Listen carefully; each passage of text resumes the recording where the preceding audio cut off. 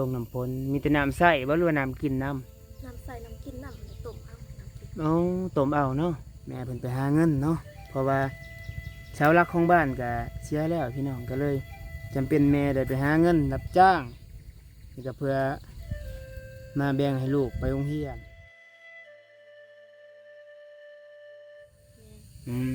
สบายดีเอฟซีแน่ซื้อยังนี่ถามซื้อก่อนเด้อซื้อรถจะหน้าน้องรถ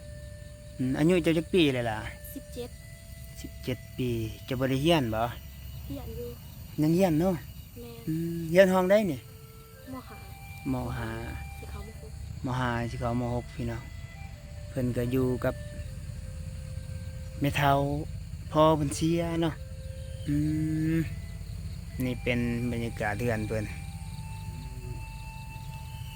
หาเงินบ่ยากปะโทบ่มีพอส่วนหลายไผหามีแต่แม่บ่มีแต่แม่หาเนาะแต่แม่หาบ่มีสวนบ่มีหยังบ่ได้เฮ็ดสวนบ่คือจะได้บ่มีดินเอาอันนี้น้องเจ้ายังตรงน้ำพลบ่บ่มีน้ำตรงบ่มีบ่แบบน้ำประปาน้ำเจาะน้ำยังบ่มีบ่ตรงน้ำพลแนวนั้นฮะโอ้เพิ่นตรงน้ำพลเอาบัดคันพลบ่ตกได้เฮ็ดจังได๋บัดนี้ไปห้วยไปตักน้ำอยู่ห้วยพุ่นโอ้ใกล้เติบบ่ห้วยนี่ไก่ได้ถึง2 ลักป้าย2 ลักป้ายพุ่นโอ้ย่างไปทางใดย่างขึ้นทางนี้บ่หรือว่าไปทางภูหรือว่าไปทางใดโอ้ฝนตกนะช่วงนี้ก็เลยตรงน้ำฝนมีแต่น้ำใส่บ่หรือว่าน้ำกินน้ำใส่น้ำกินน้ำต้มเอาน้ำกินต้มเอาเนาะพวกตุกผึ่งเรียนเป็นแถวทุกคนมันเอาไว้ใส่ไว้ยังนะบ่มีน้ำเดี๋ยวนี้มาบ่มีน้ำเจาะน้ำยังนี่เป็นบรรยากาศภูเขามีป่าหน่อไม้เนาะหน่อไม้คือสิหลายเฮ็ดเกิดเด้ยามนี่ฝนตกเนาะทางบ้านเนาะเฮ็ดออกแล้วพี่น้องไปหากินแล้วเนาะแถวนี้เนาะได้ปะก็พอมีอยู่ปะนี่มาถ่ายทอดเรื่องราวชีวิตของน้องรถเพิ่นเนาะพอเพิ่นเสียแล้วทุกคนแม่เพิ่นก็เฒ่าแล้วบ่หรือยังเฒ่าอายุ50 ปลาย50 ปลายแม่เพิ่นอายุ50 ปลายปีอยู่กับแม่เฒ่าเดี๋ยวนี้อยู่กับแม่เฒ่าบ่แม่อยู่2 คนแม่ไปหาเงินเพิ่นไปหาอยู่แถวใดเนี่ยแถวบ้านเนี่ยบ่หรือว่าไปทางอื่นไปทางอื่นอ๋อหาเงินเพื่อมาส่งลูกเขาโรงเรียนเนาะเอาไปตีตนเลยทุกคนแม่เพิ่นไปหาเงินเนาะเพราะว่าชาวรักของบ้านก็เสียแล้วพี่น้องก็เลยจำเป็นแม่ได้ไปหาเงินรับจ้างนี่ก็เพื่อมาแบ่งให้ลูกไปโรงเรียนให้หน้าก็บ่ได้เฮ็ดได้เนาะบ่มีได้เนาะโอ้มีแต่ซื้อเอานี่เขาซื้อเอาหาเงินซื้อเอาหากับพ่ออยู่บ่แต่ละปีหรือว่ายามบ่พ่อก็มีกินนี่บ่พ่อก็มีบ่พ่อก็บ่ได้กินไปรับจ้างเอาเนาะไปตนอยู่ทุกคนถ้าว่าFCสวยเรือก็เจ้าอยากได้หยังอยากได้รถอยากได้รถจักรขี่ไปโรงเรียนบ่จะบ่มีรถบ่อันนี้เป็นรถเบาเล่เด้อทุกคนบ่อยากเข้าใจผิดมาหาน้องเพิ่นเนาะอยากได้รถหยังรถจักรก็ได้รถถีบเอาวะสบายถีบรถถีบก็ได้เนาะรถหยังก็ได้เนาะแม่นขอแต่ใกล้เติบบ่โรงเรียนจะเรียนอยู่ไสอยู่ทางใดอยู่ทางบ้านหยังลุงดอนสะโอ้บ้านอื่นบ่แม่นโอ้จากนี้ไปสิบ่ใกล้เติบบ่ใกล้ประมาณจักกิโลนะประมาณ10พุ่นแหละ10ไปกับ10พุ่นแหละเนาะอันนี้บาดจะไปแต่ละมื้อนี่จะไปกับไผจะไปโรงเรียนไปน้ำหมู่ขี่รถน้ำหมู่บ่รถจักรเลยเนาะก็เติมน้ำมันสวยครับอยู่ได้เนาะเติมสวยขี่รถจักรไปน้ำหมู่ทุกคนแต่ว่า FC ในเบิ่งคลิปนี้แล้วก็ ต้นน้องเพิ่นนะบ่เลยก็สิพยายามถ่ายเรื่อยๆเพิ่นอยู่กับแม่เฒ่า2คนแม่เฒ่าเพิ่นก็คือสิเฒ่าแล้วเฒ่าเลยเด้เนาะ เขาแล้ว เฒ่าแห้งเลยทุกคนอันนี้นี่น้ำนี่ก็ถ้าฝนบ่ตกนี่เพิ่นไปแบกพูนอยู่ห้วยพุ่นแหละประมาณ2ลักป้าย2กิโลป้ายเพิ่นว่าไปกลับก็สิบ่เป็นหาเพิ่นเอาบัดไปอาบก็ไปอาบห้วยเด้เนาะยามนี้เนาะ แม่ เอาบ่ได้อาบบ่อยู่นี่ บ่ ยานมันบ่พอใส่เนาะยานบ่พอใส่ก็เลยไปอาบน้ำห้วยอืมม่วนเด้บรรยากาศทางในบ้านน้องเพิ่นอ้าวตั้งใจเฮียนบางทีมีบุญเฮียนจบมาได้เหตุการณ์กันบ่ได้เฮ็ดก็แล้วแต่เนาะจะเฮ็ดอยู่บ่การ ยาก อยากเป็นหยังแบบว่าอาชีพในฝันน้องจะอยากเป็นหยังแบบสมมุติว่าเฮาได้เหตุการณ์ อยากเป็นหมอ อยากเป็นหมอโอ้อยากสวยคนเป็นหมอเพิ่นสูงเลยทุกคนนี่สูงเลย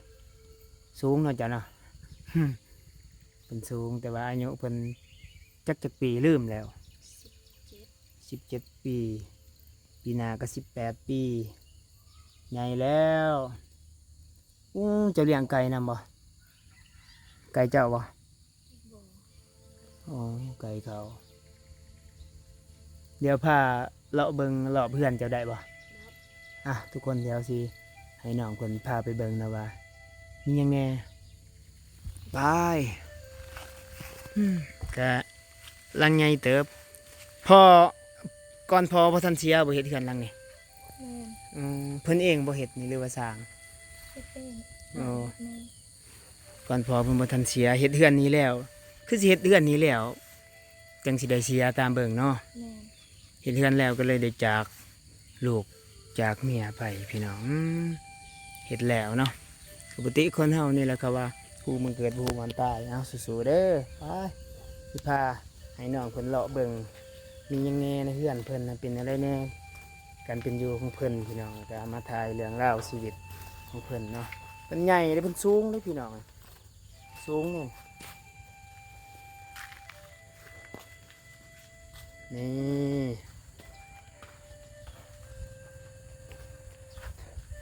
โอ้เจะยังดังพื้นเนาะ อืม พื้นจะไปหาเขียดได้นะ ไม่ได้แค่ อืมพื้นไปหาพูนแถวผู้บ่วิวนี่คักเลยวิวนี่ม่วนพี่น้องเบิ่งบ้านม่วนเดี๋ยวแต่จะเห็นภูเขานะมีปลาหน่อไม้มีหยังมีเห็ดหยังเกิดเพิ่นว่าโซนนี้พี่น้องเพิ่นบางเยี่ยมก็บ่มีสะอาดในเรือนเพิ่น ยังแอมผาบัดอยู่เนาะ อืม ฝนตกอันนั้นบ่เข้ามาปะ เขา ฝนตกกระเปียกนี่มันฝนเห็ดอยู่เห็ดกินนี่น้ำเอาฝนตรงน้ำเบื้องนี่ตรงแต่น้ำฝนทางนี้เป็นเรือนครัวดังพื้นอยู่เนาะเจ้าเนาะครับสะอาดได้คือสิดุคือสิขยันในตามเบิ่งดาวของเพิ่นตื่นจักโมงยามเช้า 4 6 อืม 30 เอาบัดฝนตกนี่น้ำบ่ไหลบ่เข้ามา ไล่ เอาพี่น้องเพิ่นอยู่อันนี้ตามผู้เนาะมันดินมันเงียงขึ้นเงียงขึ้นเทิงฝนตกน่ะสิน้ำเต็มเลยแถวนี้โอ้เบื้องนี้บ่มีผาเอาอันนี้บ่เฮ็ดแบบกันโจรกันขโมยเอาผ้าบัดกันขโมย โอ้นี่แหละเนาะเฮือนแบบบ่มีแบบผู้สาวรักแล้วพี่น้องมันก็เป็นแบบนี้เลยเนาะเอาผ้าบัดนี่มันก็บ่อยากปลอดภัยเลยเอาแม่เพิ่นนี่นี่อยู่2 คนกับแม่ใหญ่บ่ แม่น กับแม่เฒ่า อยู่สองคน อืมเพื่อนเพิ่นก็ประมาณนี้ก็ใหญ่อยู่ได้เนี่ยอยู่นี่ไผนอนอยู่หั่นเนาะ ตัวเอง โอ้เจ้านอนอยู่หั่นนะ แม่น อ่ะเจ้าบ่ย่านบ่กลางคืนนี่มันเจ้าบ่ได้แอมพาเจ้าบ่ได้มีประตูอยู่นี่บ่ย่านผู้บ่าวบ่ บ่ย่านผู้บ่าวมาหยอกโอ้เจ้านอนอยู่นี่บ่ แม่น อืมบ้านเพิ่นก็คักเด้คล้ายๆกับเบิ่งทางนี้เพิ่นเฮ็ดก็ดีเด้ ก่อนพอเพิ่นสิเสียเพิ่นก็เฮ็ดคักเลยเนี่ยเอาหินมาเลี่ยนงามให้ทุกคนทางนี้ฝนตกบ่อันนั้นที่เหลืออันนั้นคือกันเขาคือกันเนี่ย เขาด้วยกัน ฝนตกก็เขาเป็นปองเนาะโอ้หมอดเจาะพุ่นใหม่จ้ะบูยังสิอยู่ได้จักปีอีกโอ้ใหม่อันนี้มันเป็นพาอันนี้ทุกคนพาอันนี้มันจะโดกไว้เบิ่งนี่หมอดเจาะเบิดอืมใหม่แบบบ่มีไม้แป้นเนาะบ่มีแป้นตอนนั้นก็เลย แบบเอาไม้อันนี้มาเฮ็ดทางนี้ปองแยมก็บ่มีสบายแบบว่า ผู้บ่าวโดดเข้ามา มีผู้บ่าวแหละบ่จ้ะการเป็นอยู่ของน้องเพิ่นก็ประมาณนี้เขากินได้หยังหลายบ่ เพิ่นบ่หลาย บ่หลายอืมนี่แหละมองนี่แหละคุณแม่ใหญ่เพิ่นอยู่นอกทุกคนมองนี่แหละมันโหดนะเวลาตาญาตินั่นนะอีอย่างน้องเพิ่นก็นอนอยู่บ่นี่เพิ่นว่า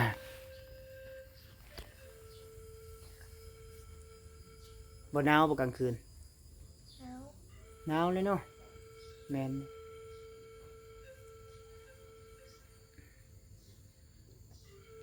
เงียบเนาะทางบ้านเด้อเนาะวันเสาร์อาทิตย์น้องไปไสแบบว่าน้องหัวสวนก็บ่ได้มีให้หน้าก็บ่มีนี่น้องไปเฮ็ดเวียกหยังสอนหลายวันเสาร์วันอาทิตย์เวลาพักเรียนเนี่ย หัดจ้างเสียหยา ไปรับจ้างเสียหญ้าเขาไล่วันละเท่าใด แสนเศร้า วันละ120,000กับวันละ200พี่น้องวันละ200 บาท120,000นี่ได้กับไปโรงเรียนเนาะ2มื้อวันเสาร์กับวันอาทิตย์ก็พอดี120,000พอดีเป็น240,000ก็เท่าไรแหละลืมเลย4 6 24แม่นแหละ2มื้อก็400 บาทได้240,000กีบเนาะใส่ประมาณจักมื้อซั่นน่ะเดินเติบแล้วเนาะใส่เทอละเล็กละน้อยเนาะ แต่ละน้อง ใส่แบบประหยัดเด้อพี่น้องเนี่ยเพิ่นก็ เฮาบ่มีเฮาบ่มีเพิ่นก็แบบหาเงิน ไปโรงเรียนแน่เวลาแม่บ่ได้พากมาให้เนาะเพิ่นก็พากอยู่บ่เพิ่นก็พากอยู่บ่ส่วนหลายเพิ่นไปจักมื้อแล้วดนแล้วบ่ ด้นเลย ดนแล้วเนาะมีแต่เพิ่นอยู่กับแม่เฒ่าเพิ่น2คนพี่น้องแต่อีตนนี่คือเห็นแหละแบบประตูนี่ก็บ่ปลอดภัยบ่มีประตูทางเข้าก็บ่มีแบบเฮาแบบว่าเฮาบ่ได้อัดนะเนี่ยย่านยามกลางคืนเนาะกลางคืนเจ้าก็ขึ้นนอนอยู่เทิงพี่อยู่เทิงนี่บางทีเจ้าก็ขึ้นนอนเทิงบ่ แม่น บางทีขึ้นนอนเทิงแม่นมันมีประตูใหญ่เด้อยู่นี่มันบ่มีประตูย่านได้แฮงแม่ก็บ่อยู่แม่ก็ไปหาเงินพ่อก็เสียแล้วคิดฮอดได้พอเนาะคิดฮอดบ่ ท้อ กินฮอดนะนี่แหละคนเฮาทุกคนเอาหูเนาะแบบหูแต่มือเกิดบ่หูแบบมือจากกันพี่น้องพอเพิ่นเสียประมาณ2 ปีเลยสู้ๆบางทีมี FC เพิ่นอยากสวยเหลือเจ้าเฮ็ดประตูอยู่นี่หรือว่าสนับสนุนอีต้นอยากได้รถจักรก็ได้รถถีบก็ได้ขี่ไปโรงเรียนเพิ่นก็ขี่นำเขาเอาเวลาคันเขาบ่ได้ไปรับเจ้านี่จะไปแบบใดแบบหมู่เจ้าบ่ได้มารับ บ่ได้ไปบ่ได้ไปขาดโรงเรียนเนาะ แม่น ถ้าหมู่บ่ได้มารับหรือว่าหมู่ไปก่อนเฮาก็บ่ขาดโรงเรียนเนาะ แม่น ขาดบ่ได้ไปโอ้บางทีมีผู้ใหญ่ทางฝั่งไทยหรือว่าทางสหรัฐที่เป็น FC เนาะอยากสนับสนุนน้องเพิ่นก็ได้อีต้นได้เวลาหมู่บ่มารับก็บ่ได้ไปเรียนขาดพี่น้องแบบใจเฮาอยากเรียนเนาะแต่เฮาบ่มีเฮายังสู้เนาะก็เคยย่างไปบ่แบบว่าเฮาบ่มีหมู่ไปแล้วเฮาอยากไปก็เคยบ่ย่างหรือว่าบ่เคย เคย เคย ลัดเห็นรถเข้ากับ อ๋อ ลัดไป ขอขี่รถนำเขาไปเลยเนาะ แม่น เพิ่นสู้พี่น้องสู้สนในการเรียนฮะ สู้ๆบางทีเรียนจบแล้วมีบุญบางทีได้เฮ็ดหลายเหตุการณ์เนาะอืมนี่ก็มาทายน้องเพิ่นทางบ้านนอกเนาะบ้านชนบทน้องรถจะหน้าเพิ่นก็เรียนอยู่ม .6 เนาะ แม่น อืมเจ้ามีเจ้าบ่มีบ่โทรศัพท์ บ่ บ่มีเนาะโทรศัพท์ก็บ่มีอืมจะเบิ่งนี่ทุกคนแมงบ่งคือหลายแท้น้องอยู่เฮือนเจ้านี่ทุกคนเบิ่งสิบ่คันบ่โทบ่นี่บ่งนั่นนี่บ่งคนนี่แบบเพื่อนมันอยู่ตามดินนั่นนี่พอนี่ก็เป็นช่วงหน้าฝนน่ะจักบ่งจักอีสังเลยขึ้นมาพูดแมงบ่งโอ้คันขนาดเลยเนาะหม่งเพิ่นก็น้อยๆมันอยู่ต่ำหลายฝนตกไหลเข้ามาบ่นี่บ่ฝนตกกระหน่ำไหลเข้ามาเนาะทางนี้เนาะเพราะว่าดินมันเงียงมันอยู่กับหอมผู้คันดิบซี่สวยเรือนี่เจ้าก็ดีใจเด้เนาะดีใจบ่ ดีใจ แม่น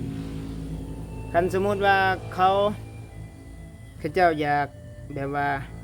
เลี้ยงดูน้องอีต้นนี่แบบเอ็นดูเนี่ยเขาจะอยากสนับสนุนแบบซื้อโทรศัพท์อีช้างแล้วก็เขาอยากคุยน้ำหนองอยากร่วมกับเจ้านี่เจ้าก็พร้อมนี่บ่หรือว่าบ่ พ่อ พร้อมเนาะบางทีเฮามีบุญเนาะก็พร้อมอยู่ทุกคนแต่ว่าเราบ่มีโทรศัพท์เนาะแต่อีต้นเราอยู่อยากได้อยู่เนาะเห็นหมูลินเนาะ เห็นหมูลินเฮาแบบอีกอย่างยุคนี้มันก็เป็นยุคแบบเทคโนโลยีเนี่ยแบบเฮาบ่ได้ลินมันก็เลยแบบคือน้อยใจอะนะเดี๋ยวว่าเฮาบ่มีเลยทุกคนเฮาก็ยอมรับเลยเนาะเนี่ยนะสู้ๆบางทีมี FC เพิ่นอยากซื้อโทรศัพท์ให้เจ้าก็พอได้ลินพอได้เบิ่งแบบอันนั้นเป็นความรู้ไปนำมันมีบทเรียนมีหยังคือกันโทรศัพท์ก็บ่มีเนาะบางเพื่อนเพิ่นเพื่อนนี่เลยบ่ฮู้สิอยู่ได้จักปีบ่หมอดเจาะเบิดทุกคนเพิ่นขี่หมอดเนาะ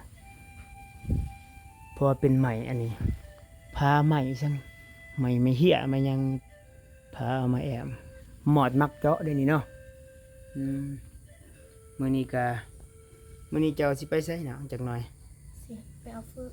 ไปหาพื้นเบิดแหละเนาะ แม่นรู้สึกว่า ไปหาพื้นหาหยังตามวิถีชีวิตเพิ่นแล้วก็บ่มีแนวมาให้เนาะพี่น้องให้แต่กำลังใจเพิ่นสู้ๆเด้อเนาะบางทีว่าน้องมีบุญมี FC อยากช่วยเหลือเอ็นดูสงสารเจ้าเนาะเฮ็ดอันนี้ให้เจ้าก็เฮาก็ดีใจเด้อทุกคนแฮ่งเพิ่นอยู่กับแม่เฒ่าเพิ่น2คนแม่เพิ่นก็ไปหาเงินสบายดี โอเค